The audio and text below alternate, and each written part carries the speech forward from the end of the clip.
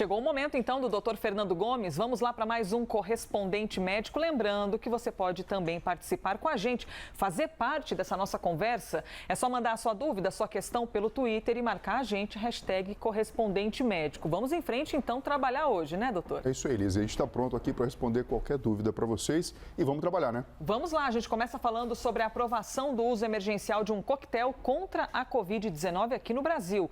A Anvisa autorizou o uso do coquetel composto por 2 remédios experimentais. Esse medicamento já é usado nos Estados Unidos. O gerente-geral de medicamentos da Anvisa, o Gustavo Mendes, que está sempre conversando com a gente aqui na CNN, disse que espera uma redução nas hospitalizações com o uso justamente desse coquetel. Vamos ouvi-lo então.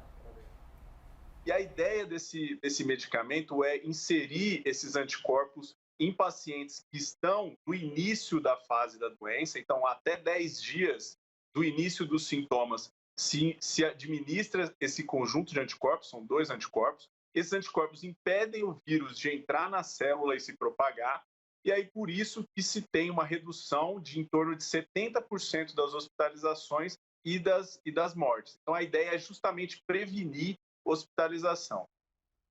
Redução de até 70% nas hospitalizações é muita coisa, hein? Por isso que a gente trouxe aqui, inclusive, algumas explicações. Aqui estão os nomes dos 2 remédios, que são bem difíceis, tipo um trava-língua, 3 tigres tristes. Casirivimab, será que eu falei certo, doutor? Falou. Indevimab. Acertei, passei nessa prova pelo menos. É isso aí. Mas agora é preciso da sua ajuda para a gente poder compreender essas questões aqui, ó. Quais são as regrinhas para o uso deste medicamento, deste coquetel, né, aqui no Brasil? O uso deve ser feito dentro dos 10 dias do início dos sintomas da Covid-19. Não é recomendado para pacientes graves de Covid, com aquela sensação de já está no estágio avançado da doença, coloca essa medicação para ajudar. Pelo menos não é a recomendação da Anvisa. É uma dose única, intravenosa, ou seja, direto na veia, e a partir dos 12 anos de idade. Doutor, essas são regrinhas básicas para fazer um bom uso desse coquetel nos pacientes, né? É importante a gente entender qual que é a função do medicamento e por que existem essas regras. Então, cada estratégia tem um motivo para acontecer. Entendendo que são 2 anticorpos que vão bloquear o vírus de entrar na célula e começar todo aquele processo que a gente conhece como a Covid-19, é importante que isso aconteça no começo. Em paciente grave, se a gente parar para pensar, o que está acontecendo aqui é que o processo inflamatório já foi deflagrado de uma forma realmente exagerada. Sim. Então, já passamos do momento de termos feito uso desse medicamento, dessa estratégia adequada para conseguir combater o coronavírus.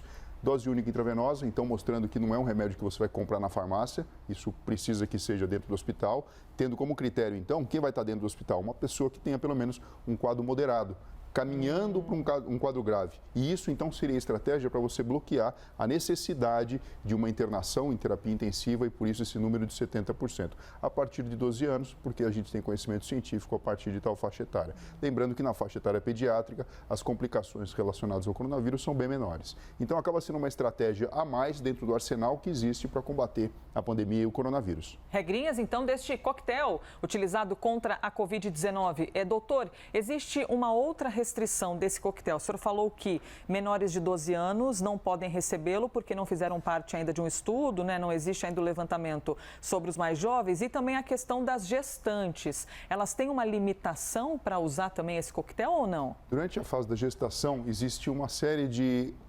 características do sistema imunológico que entra em jogo.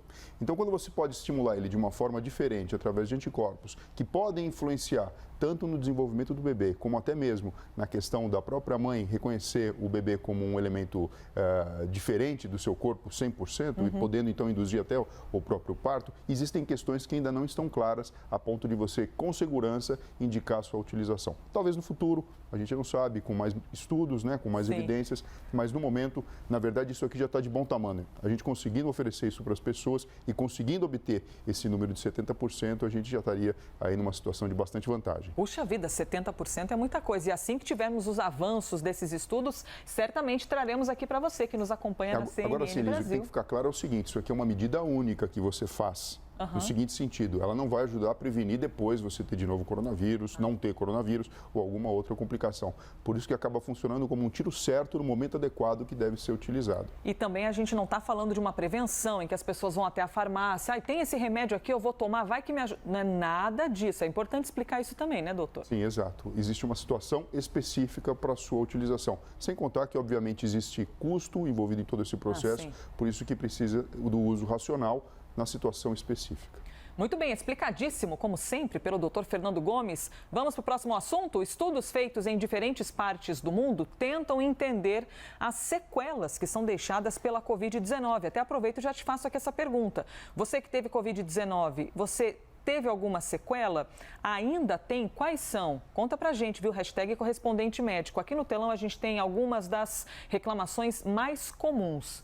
Vamos lá então, doutor. Já quero contar com a sua ajuda para a gente ir explicando um pouquinho disso, que é o que geralmente as pessoas têm, é isso? Sim, geralmente é o que acaba aparecendo na maior parte dos casos. Então a gente tem a questão da disfunção cognitiva e a gente chama atenção aqui para a atenção e para a questão da memória, que fica muito clara. A visão turva, e a gente não sabe ao certo se é devido a um acometimento direto do próprio aparelho visual ou se tem uma correlação até mesmo com o aumento intermitente da pressão intracraniana. Perda do olfato, porque existe a entrada preferencial do coronavírus no bulbo olfativo, existe uma questão neurotrófica, que o vírus ele gosta do sistema nervoso e ele acaba entrando naquela região de uma forma preferencial e não simplesmente por uma questão de inflamar a mucosa. Neurotrófica? Temos uma palavrinha nova. É como assim, ele gosta do sistema nervoso. E por isso ele encontra essa afinidade e um ponto de apoio para a sua locação. Perda do paladar, porque junto com a alteração do olfato, a gente tem a questão do olfato, do gosto que fica comprometido, dores musculares, tem toda aquela questão relacionada com o processo inflamatório como um todo, assim como alterações sensoriais, como dormência e formigamento, mostrando também alterações relacionadas com o próprio trânsito de estímulo elétrico através dos nervos periféricos. E tudo isso aqui, Elisa, pode aparecer durante o quadro do coronavírus, seja ele leve, moderado ou grave, e pode perdurar depois, a partir de um mês que a pessoa teve o contato e a infecção pelo coronavírus, por meses. E lembrando que é uma doença que é relativamente nova, então a gente não sabe ao certo por quanto tempo isso pode durar. Mas fato é que existem essas sequelas que já estão sendo relatadas pelas pessoas depois que tiveram o coronavírus. Esse próximo tema é para quem reclama que não tem motivação para fazer atividade física. Sempre tem alguém que fala isso, né? Eu quero, mas a vontade não aparece nunca. Saiba que você não é o único, viu? Até os grandes atletas podem sofrer desse problema. Por exemplo, Lewis Hamilton, 7 vezes campeão da Fórmula 1, fez um desabafo bem sincero nas redes sociais sobre esse assunto. Ele disse que, abre aspas, há dias em que eu simplesmente não tenho a motivação. Dias em que eu odeio meu corpo, dias em que me sinto gordo ou muito magro, fecha aspas. Ele ainda falou que muda de peso com frequência, uma variação de 2 a 3 quilos por semana. E agora o mais importante, incentivou os seguidores a treinarem para manter a positividade. Doutor, por que é tão importante a gente ver uma pessoa que é uma referência esportiva, né? Um cara que ganhou tantas vezes a Fórmula 1, que tem um treinamento diário, dizer que eu também sinto isso às vezes e tá tudo bem, mas a gente tem que ser forte e se empenhar para se exercitar. A grande diferença que a gente vê aqui é o atleta profissional do atleta amador ou de o que todas as pessoas deveriam fazer, que é a prática de atividade física regular. A motivação sempre acaba sendo o tendão de Aquiles de todos. Mas assim, observando durante o decorrer dos anos, uma coisa que eu notei é o seguinte, muitas vezes a gente pensa em atividade física focando na anatomia do corpo. Sim, quero olhar no espelho e ver que ficou bonito. Então assim, como uma isca, eu acho que ok, a pessoa vai para a academia para ficar mais bonita. A mulher quer ter aquela proporção de 70% entre a cintura e o quadril, o homem quer ter aquele aspecto triangular, os ombros mais largos que a cintura, mas ok. Mas o que acontece? Nem sempre você está bem, nem sempre a sua vida está funcionando daquela forma que você deseja e a motivação acaba ficando abalada. Por isso que o grande lance, a grande dica é você focar na fisiologia e não na anatomia. Então, comparar com você mesmo o desempenho motor.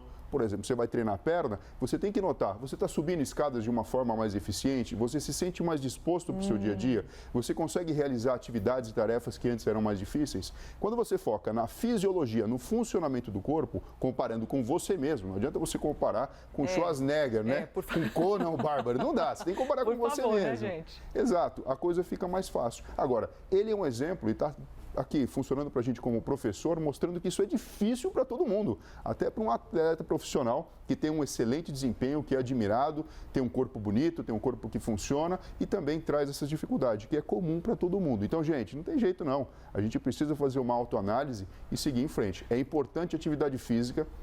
A atividade física tem uma relação direta com o funcionamento adequado da mente, porque o nosso corpo físico, ele obedece o nosso cérebro e a gente está sujeito às regras normais de viver num planeta como a Terra, com a força da gravidade. Se a gente tropeça, é para o chão que a gente cai. Então, assim, ficar atento em relação a isso é extremamente importante, sem contar, né, Elisa, que existem diversas substâncias e neurotransmissores que são liberados durante a prática de atividade física, que vão estimular não só para o aparelho osteomuscular ficar mais adequado e funcionante, mas também vão estimular a memória, a atenção, a imaginação e outras faculdades mentais que são extremamente importantes para a gente ter uma vida plena. Doutor, por falar em imaginação, eu quero perguntar um pouquinho mais sobre a questão mental, emocional. Por exemplo, a pessoa está em casa agora no trabalho, está vendo o Lewis Hamilton ali, mostrou, né, o corpo dele todo malhado e pensa, quero ficar igual a este homem. Se eu não ficar igual a este homem, eu não vou ficar feliz. A gente, e todo mundo passa por isso, né? Abre a rede social e fica assim, nossa, olha só que coisa linda essa pessoa, coisa quase que vai ficando triste, fecha a rede social, já está deprimido porque não vive a realidade dos outros. A gente tem que entender também qual que é o nosso limite, né? O que significa saúde e que a beleza é muito relativa. Tudo bem, bonito de ver, com certeza, mas cada um com seu limite, né, doutor? Sim, por isso que eu digo, né? Focar na fisiologia, no funcionamento do corpo e não na anatomia. É lógico que isso que eu estou falando é uma coisa nova e é um exercício mental que você faz. E sempre comparando com você mesmo. Quando você começa a treinar braço, por exemplo, e você percebe que você consegue levantar uma cadeira, você consegue se posicionar melhor, levar as compras do supermercado de uma forma mais eficiente, aí sim é motivo para você ficar feliz e seguir adiante. De que vale você ter um carro todo poderoso se você não consegue andar 2 quadras sem colocar a língua para fora? Então, pessoal, fica atento aí, atividade física é tudo de bom. Maravilhoso, adorei essa comparação. Doutor, temos mais um assunto aqui muito legal para a gente compartilhar com vocês, uma imagem absolutamente impressionante, mas que no fim acabou tudo bem, tá? Um funcionário de uma linha de trem na Índia, olha a imagem, vocês estão vendo ali que uma criança caiu nos trilhos e que o trem está vindo. De repente, eis que surge o herói dessa família. O funcionário pega a criança e consegue sair com ela dos trilhos. Bom, nem se o maquinista quisesse, na melhor das intenções, ele não conseguiria segurar esse trem, que são muitas toneladas, vindo numa velocidade tremenda. A mãe, é importante falar, porque muita gente olha a imagem e pensa, nossa, mas por que aquela pessoa não puxou a criança? Ela é deficiente visual. A mãe é cega, ela não enxerga, ela só notou que algo estranho aconteceu, mas não conseguia puxar essa criança. E as imagens, então, do sistema de segurança mostram o momento em que a criança cai nos trilhos. Doutor, temos aqui a questão de que a mãe é deficiente visual, não conseguia ajudar, mas também tem uma outra questão. Em momento de pânico, muitas vezes a gente tem um bloqueio, né? Que depois, quando as pessoas olham, pensam, nossa, até era tão óbvio, tão fácil, tudo parece fácil e óbvio, né? Quando a gente não está nessa situação de pânico. Mas algumas pessoas, de fato, têm um bloqueio grande quando estão numa situação de um desafio grande como esse, né? Sim, o que a gente sabe é que existe o livre-arbítrio, mas em situações extremas como essa, você tem a parte inconsciente do cérebro funcionando a todo vapor. Então a gente tem uma coisa chamada sistema límbico, que tem 2 anéis, que são circuitos que acabam funcionando de uma forma automática. Você pode imaginar o seguinte, ela é deficiente visual, então a audição dela é extremamente apurada. Sim. Você pode imaginar o pânico dessa mulher ao escutar e sentir o chão tremendo que o trem está caminhando. Então, e a criança gritando também, evidentemente. Desesperador. Nossa. E ela respondeu dessa forma, de uma forma, podemos dizer assim, meio que de pânico, de ficar travada, sem muita atitude ou conseguindo fazer o que é possível para ela. Sim, dentro do limite situação. dela. Já o herói, vamos chamar ele assim, esse o funcionário herói, nossa. existe algo dentro da nossa cabeça que faz com que a gente tenha o instinto de preservação da gente mesmo, que funciona em situações extremas, e da preservação da espécie. E até mesmo no ser humano a gente pode falar preservação pela vida, porque ele poderia ter feito isso, por exemplo, por um pet, um animalzinho, alguma coisa que não chega a passar no plano consciente, mas ele coloca o aparelho todo dele para funcionar a favor de salvar essa criança. Então você tem uma descarga súbita de adrenalina, na verdade não existe um pensamento de vai dar certo ou não vai, ele já imagina aquela criança em cima como ele fez e ele também se safando da questão do trem. Então é algo que parece mágico na verdade, mas envolve um coquetel de neurotransmissores que faz que durante aquele período, isso acontece com todas as pessoas, você acaba funcionando como se fosse um verdadeiro super-herói. E doutor, na hora de acessar o seu pensamento, acessar a razão ou a emoção, num momento como esse, é difícil pensar racionalmente, né? Você você vai por um instinto de sobrevivência mesmo, como o senhor falou. Então não tem algo muito racional, é mais o emocional, né? Ou não? Não, isso aqui é totalmente instinto. Mas é lógico que alguns profissionais, a gente pega aqui o pessoal, por exemplo, Corpo de Bombeiros, socorrista, resgate, são treinados para que isso possa acontecer. Mas sem sombra de dúvida, já existe aquela coisa inata da forma que a pessoa responde. Então você precisa que um socorrista tenha esse tipo de resposta e não ao contrário, o que também poderia ser normal de acontecer. Então você já seleciona, por isso que é tão importante a questão do RH de selecionar a pessoa certa para desempenhar a tarefa. Então você imagina, esse funcionário, na verdade, ele deve ser laureado mesmo, deve ser parabenizado, mas assim, certamente isso não aconteceu de uma forma racional. Ele simplesmente agiu por amor à vida. Impressionante, né? A gente olha a imagem e, enfim, fica impressionado todas as vezes. Chegamos ao fim, doutor Fernando. Que bom com uma história ótima, que terminou bem. Essa família nunca mais vai esquecer esse funcionário, com toda certeza. Obrigada, viu, doutor? É isso aí, Elisa. É muito interessante a gente verificar o cérebro humano funcionando para ajudar a trazer mais vida e mais felicidade para dentro das famílias e da vida das pessoas. Que tenhamos saúde sempre, é o que queremos, né? Obrigada pela sua companhia também neste que foi mais um Correspondente Médico.